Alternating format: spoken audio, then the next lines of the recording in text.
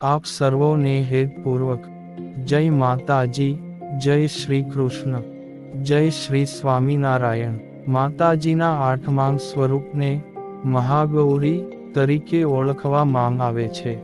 આજના દિવસે માતાજીની પૂજા અર્ચના કરવાથી વિશેષ ફળ પ્રાપ્તિ થાય છે, તેમજ સાંજના સમયે આરતી કરવામાં આવતી હોય છે।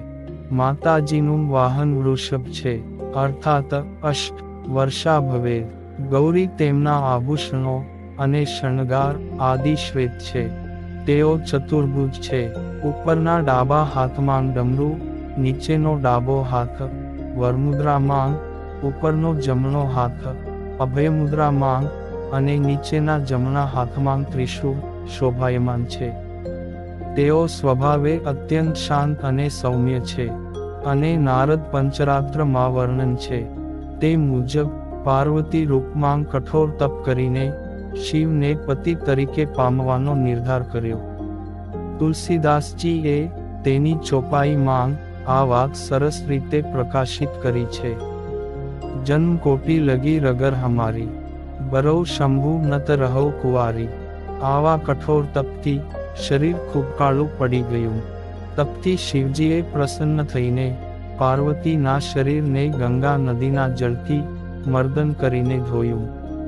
ત્યારે તેનો વર્ણ વિદ્યુત પ્રભા સમાન કાંતિમય અને ગૌર થઈ ગયો। ત્યારથી તેનું નામ મહાગૌરી પડ્યું। દુર્ગા સપ્તશતીમાં નજર કરીએ તો શુંભ, નિશુંભ સહિત અનેક અસુરનો વધ કરીને માં ખૂબ શાંત ચિત્ત થઈ બેઠા, ત્યારે અભિવાદનના સ્વરૂપમાં દેવતાઓએ મહાગૌરી પાર્વતીની અનેક સુંદર સ્વરમાં સ્તુતિ કરી। એ સમયે આ મહાગૌરી રૂપના દર્શનનો અનુભવ થઈ આવે છે। આઠમા નોરતે આ મહાગૌરીની પૂજા ઉપાસના કરવાનું શાસ્ત્રમાં વિધાન છે। ઉપાસક ઉપાસના કરીને તેનું મન સોમચક્રમાં સ્થિર કરે છે। તેની ઉપાસના તુરંત ફળ આપનારી છે।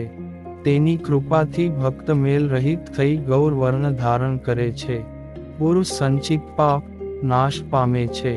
ઉપાસનાથી પાપ અને દુઃખ જેવા અનિષ્ટ દૂર થઈ જાય છે, જેનો પુરાણોમાં અગણિત મહિમા ગવાયો છે। ભક્તોએ નિત્ય તેના ચરણોનું ધ્યાન ધરીને માં આદ્ય શક્તિને શરણે જવું જોઈએ।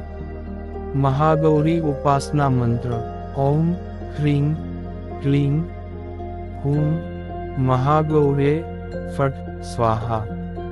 જય માતાજી।